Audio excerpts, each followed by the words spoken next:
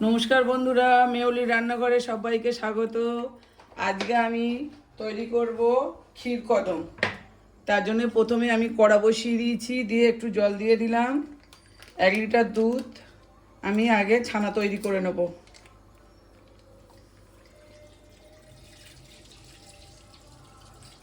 এক লিটার দুধ দিয়ে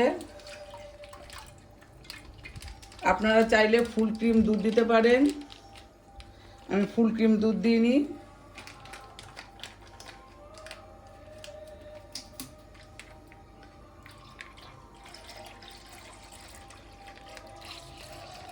আমি এই 1 লিটার দুধটাকে আগে আমি ছানা তৈরি করে নেব। আমি এখানে 1 চামচ মতো ভিনিগার নিয়ে নিলাম আর 1 চামচ জল দিয়ে দেবো। দুধটা আমার ভালো করে ফুটে উঠলে আমি ভিনিগার দিয়ে ছানাটা কেটে নেবো। আপনারা চাইলে লেবু দিয়ে কাটতে পারেন, ছানা কাটানো পাউডার আছে দিয়ে কাটতে পারেন। আমি এবার দুধটাকে ভালো করে জাল দিয়ে নেব। দুধটা আমার ফুটে গেছে, এবার আমি গ্যাসটা নিভিয়ে দেবো। দিয়ে একটু ঠান্ডা করে ভিনিগারটা আস্তে আস্তে দিয়ে আমি ছানাটাকে কাটিয়ে নেব। গ্যাসটা নিভিয়ে দিয়েছি। এবার আমি আস্তে আস্তে ভিনিগারটা অল্প করে করে দিয়ে দেবো, একেবারে দেব না। এর আগেও আমি ছানা কাটিয়েছি, দেখিয়েছি। আস্তে আস্তে এইভাবে অল্প করে করে দিয়ে দেখুন ছানাটা কেটে যাচ্ছে।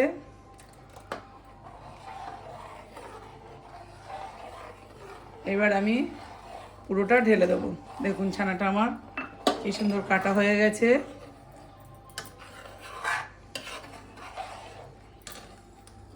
কত সুন্দর নরম ছানা হয়েছে। এবার আমি ছানাটাকে ছেঁকে নেব। আমি একটা বাটির উপরে একটা রুমাল দিয়ে দিয়েছি, পরিষ্কার রুমাল দিয়ে আমি ছানাটাকে ছেঁকে নিচ্ছি।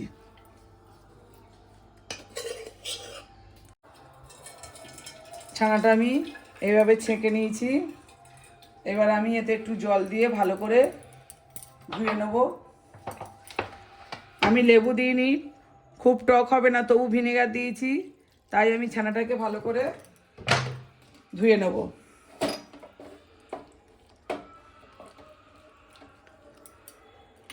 ছানাটাকে ভালো করে ধুয়ে আমি এইভাবে জল ঝরিয়ে নেব একটু।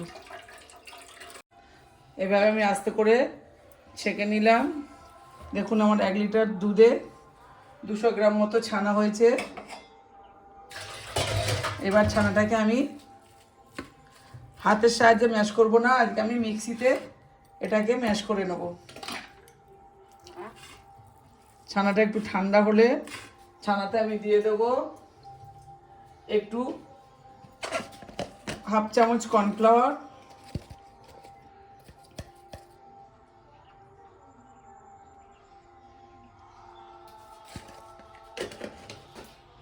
আর দিয়ে দেবো একটু গুঁড়ো দুধ,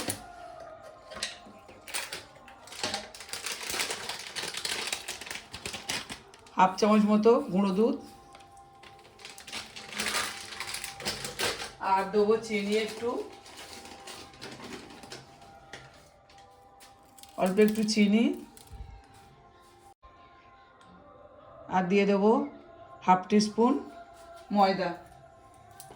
দিয়ে আমি এটাকে মিক্সিতে দিয়ে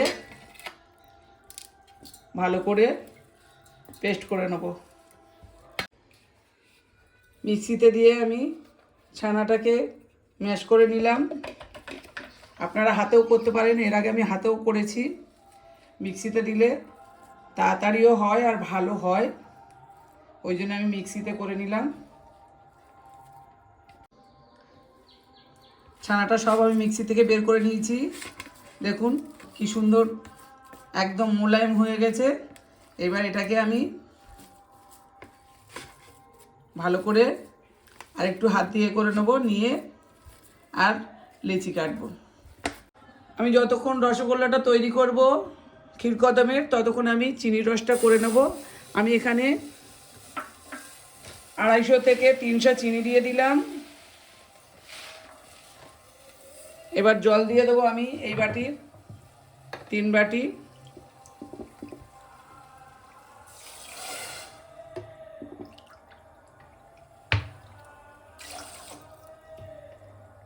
দিয়ে আমি চিনি রসটা হতে দেবো। চিনি রসটা আমি খুব মোটা করব না, একটু ভালো করে ফুটলেই আমি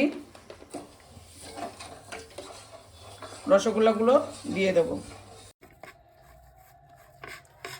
দেখুন আমার এটা ছানার ডোটা তৈরি হয়ে গেছে। এবার আমি আস্তে আস্তে ছোট ছোট করে এটাকে ছোট ছোট গোল গোল করে কেটে নেব। এইভাবে ছোট ছোট করে আমি কেটে নেব।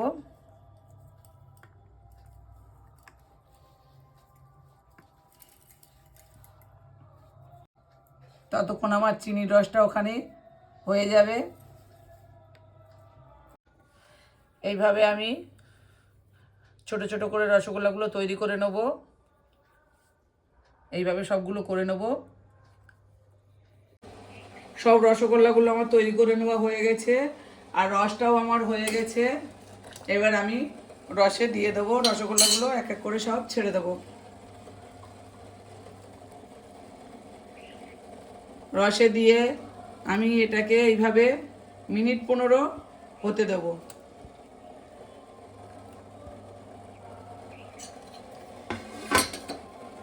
এইভাবে আমি মিনিট 15 রসগোল্লাটাগুলো হতে দেবো।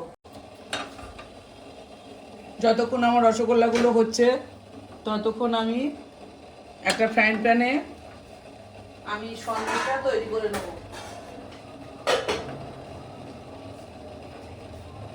সন্দেশটা তৈরি করার জন্যে আমি এখানে আগে থাকতে একটু জাল দিয়ে রেখেছিলাম দুধটা। এখানে 500 ml বেশি দুধ নিয়ে নিলাম, 750 মতো দুধ নিয়ে নিলাম।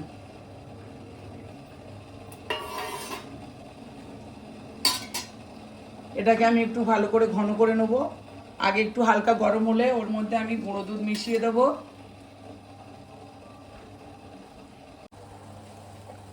আর রসগোল্লার রসটার মধ্যে আমার একটু এলাচ গুঁড়ো দেওয়া হয়নি, আমি এখন দিয়ে দিলাম। এবার রসগোল্লাগুলোকে আমি ভালো করে ফুটতে দেব।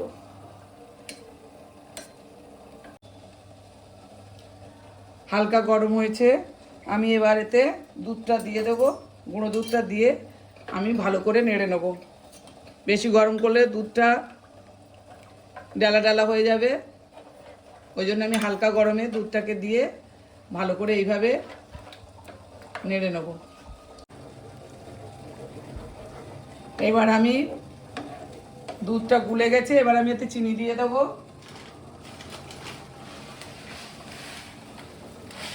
আমি এখানে 50 গ্রাম মতো চিনি দিয়ে দিলাম।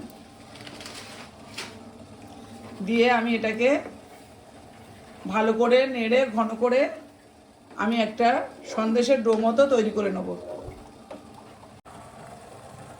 রসগোল্লাটা দেখুন কতটা ফুলে বড় হয়েছে, কত ছোট ছোট করেছিলাম আমি। এটাকে আমি আরও এখনও আমার সবে মিনিট 5-7 হয়েছে, ফুটেছে, আরও মিনিট 5-7 ফুটবে। যখন রসগোল্লাটা ফুটে নিচের দিকে চলে যাবে তখন জানবো যে হয়ে গেছে, ততক্ষণ আমার ফুটবে। এবার আমি সন্দেশটার মধ্যে একটু এলাচের গুঁড়ো দিয়ে দেবো। দিয়ে আবারও আমি নেড়ে নেড়ে, এই যে কতটা ঘন হয়ে এসছে, আবারও আমি নেড়ে নেড়ে এটাকে আমি সন্দেশের পাক তৈরি করে নেব। আমি এর মধ্যে একটু 1/2 টিস্পুন কর্নফ্লাওয়ার দিয়ে দেব, একটু স্মুথ হবে আর তাড়াতাড়ি সন্দেশটা শুকিয়ে ডো তৈরি হয়ে যাবে। প্রায় আমার সন্দেশটা হয়ে এসছে, আর একটু মিনিট 3-4 ভালো করে জাল দিলেই আমার সন্দেশটা হয়ে যাবে। এইভাবে প্যান থেকে দেখুন কেমন ছেড়ে যাচ্ছে। যখন প্যান থেকে এইভাবে ছেড়ে যাবে বা ফ্রাইং প্যান থেকে, তখন জানবেন যে সন্দেশটা হয়ে গেছে। আমার আরও মিনিট 2-3 লাগবে। দেখুন আমার সন্দেশটা হয়ে গেছে, কড়া থেকে ছেড়ে যাচ্ছে ফ্রাইং প্যান থেকে। এবার আমি এটাকে নিভিয়ে ঠান্ডা হতে দেবো। ক্ষীরকদমের রসগোল্লাটা আমার হয়ে গেছে। দেখুন আমি একটা জলে দিয়ে দেখাচ্ছি আপনাদেরকে।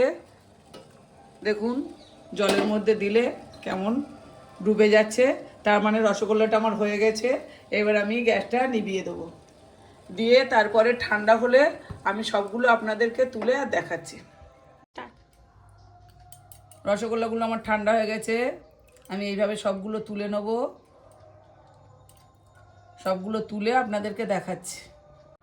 সবগুলো রসগোল্লা আমার তোলা হয়ে গেছে, এবার আমি তৈরি করে দেখাচ্ছি। আমি সন্দেশটা একটু ভালো করে হাতে ম্যাশ করে নেব, এইভাবে ভালো করে আর একটু ম্যাশ করে নেব। সন্দেশটা আমার ভালো করে মেখে নেওয়া হয়ে গেছে, এবার আমি আস্তে আস্তে এর থেকে লেচি তৈরি করব।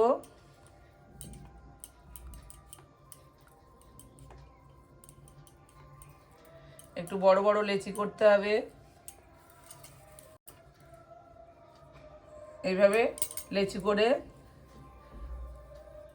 আমি এইভাবে করে নিয়ে এর ভিতরে আমি একটা রসগোল্লা দিয়ে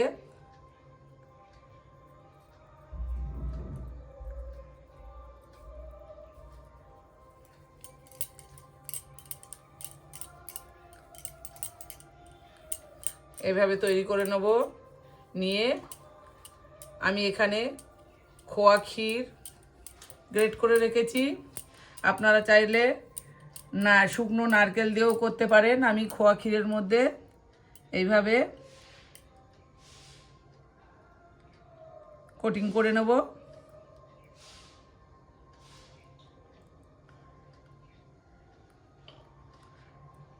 দেখুন কত সুন্দর হয়েছে ক্ষীরকদম। আমি এইভাবে সবগুলো করে আপনাদেরকে দেখাচ্ছি। সবগুলো আমার তৈরি করা হয়ে গেছে। এইভাবে আপনারা একবার বাড়িতে ক্ষীরকদম করে খেয়ে দেখবেন, দেখবেন খুবই ভালো লাগবে এই মিষ্টিটা। আর যদি ভালো লাগে একটা লাইক কমেন্ট শেয়ার করে দেবেন। নতুন বন্ধুরা সাবস্ক্রাইব করে পাশে থাকবেন, সাবস্ক্রাইব করলে ভিডিও করতে ভালো লাগে।